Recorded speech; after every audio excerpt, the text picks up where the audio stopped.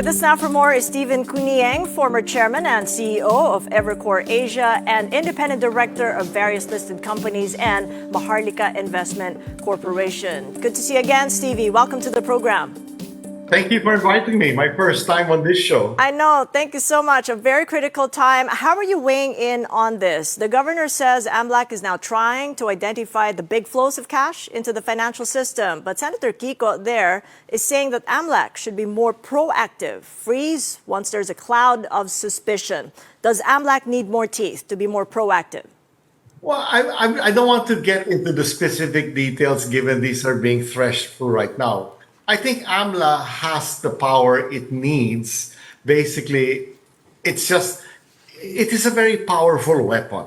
And I'm happy it's being used with some circumspection rather than just across the board. Now, if they want to temporarily freeze and immediately investigate and defreeze it, but let's assume I think on the one hand, you really have to freeze if it's extremely anomalous and prima facie bad.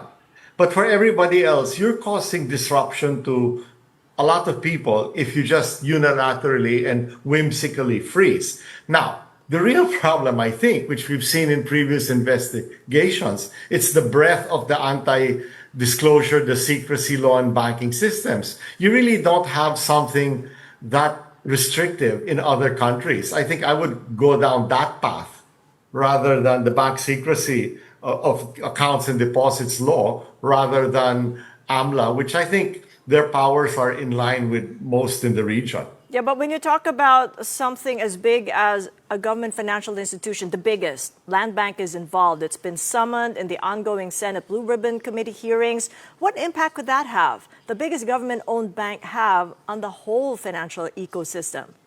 Well, okay, let's divide it into three.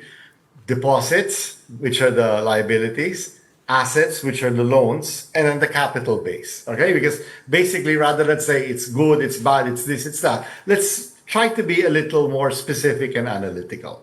On the liability side, deposits, if the deposits are frozen, they stay with Land Bank, right? So there's not going to be a lot of harm.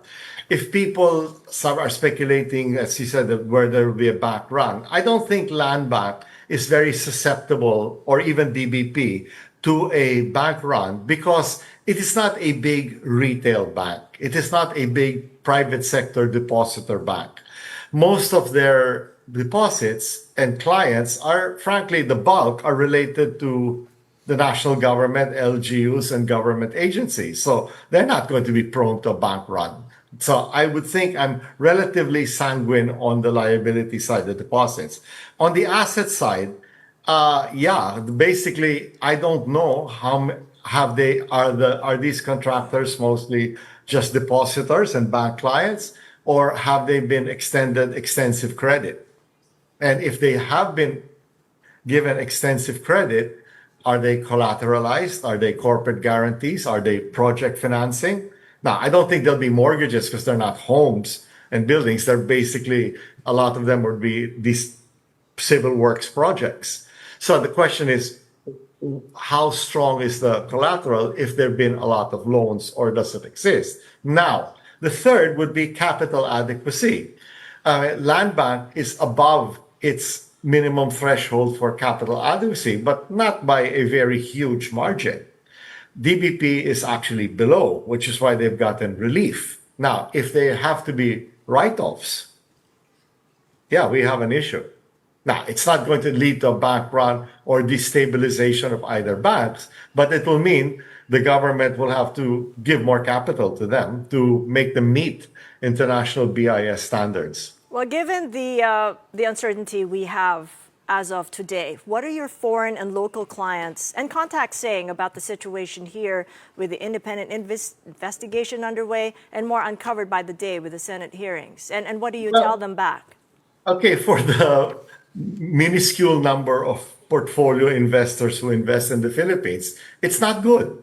I mean, what do people want? They either want improvement or stability, not uncertainty. Nobody's asking perfection, all right? We live in the real world, and there's a reason why we're called one of the emerging markets rather than a mature market. So, but the answer is the vote is already in. If you look at a 1 year performance, the Hang Seng is up 26.6% as of last Friday. Shanghai is up 24%. Korea is up 27.8%. India is down 6 because of all the tariff shocks that have come recently. Taiwan is up 15, primarily on tech, okay, with TSMC and all that. Kuala Lumpur is down a bit, 3. Singapore, because of the government's own priming of the stock market and proactive steps, is up 19.3. Indonesia is up 5.2%. Vietnam, on the back of its robust manufacturing, is up 17%. Now, who are the two laggards? Thailand, guess what? There's obviously some political uncertainty there, down 9.8. And sad to say, we are down 18.9. I mean, that's the price of uncertainty. A lot of times, I wish to stress this more. We really need a lot of critical thinking. A lot of people, like some columnists, will say, this causes that. No, this is like a pebble in a pond which goes in many directions and interconnects, and then you hit another pebble drops, and then they're all interacting with each others. These things Exactly. have So what impact then? You're saying that perception has turned into a wait and see and maybe even losses, double-digit losses compared with the ASEAN. What impact then, Stevie, would it have on our economic growth forecasts? I mean, I would be a hypocrite if I didn't say it crosses greater uncertainty, a wider range, and risk. Because, first of all, no fault of this administration. This is a 30-year nightmare in the making. I've said this many times, we have hardly any manufacturing in this country apart from food processing. Okay? There's really nothing.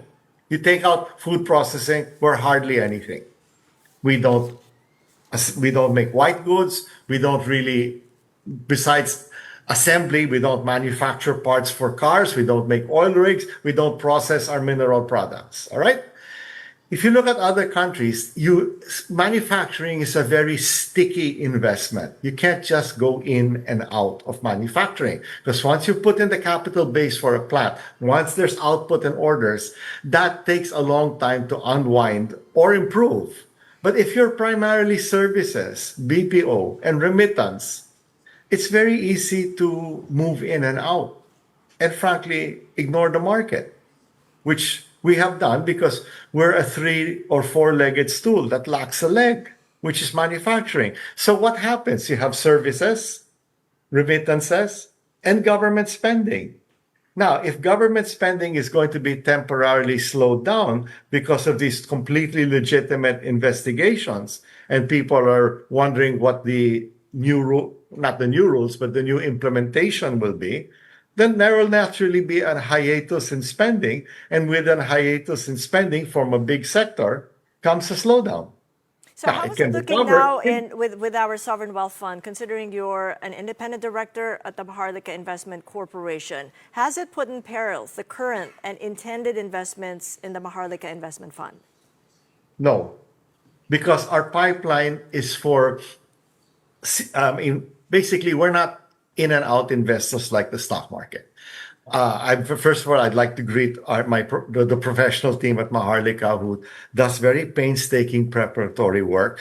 These things are subject to great analysis even before it goes to the investment committee. And after that, before you close, there's a lot of due diligence and negotiation. So we're akin to something in between a strategic investor, an infrastructure investor, and private equity. So it's not completely permanent capital, but it's more than the 5 to 7 year patient capital of PE firms. So that takes a while. So it is less buffeted by vicissitudes of the stock market or investment climate. So Is it a harder sell, Stephen, at the moment? No, because because we're using the money we have. Now, it might be a tougher negotiation given with comps with the other side, but it's not difficult for Maharlika to make it. In fact, people could even say, if you're taking a long-term view, this is a positive opportunity for a long-term player like Maharlika, which is very different from the stock market. Because the stock market, when the market goes down, you have basically two decisions to make.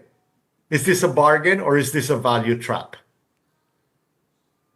You don't have that decision if you're a pseudo-strategic long-term investor like a PE or a sovereign wealth fund or a strategic. All Now, right. if you want, I can explain the difference between a value trap and a bargain. But we could probably do that in the next interview. And when you Okay. come out with your columns on the solutions that you offer. Thank you so Next much Friday. for your insights. Stephen Cuunjieng, we'll watch out for that, the former chair and CEO of Evercore Asia and independent director of Maharlika Investment Corporation.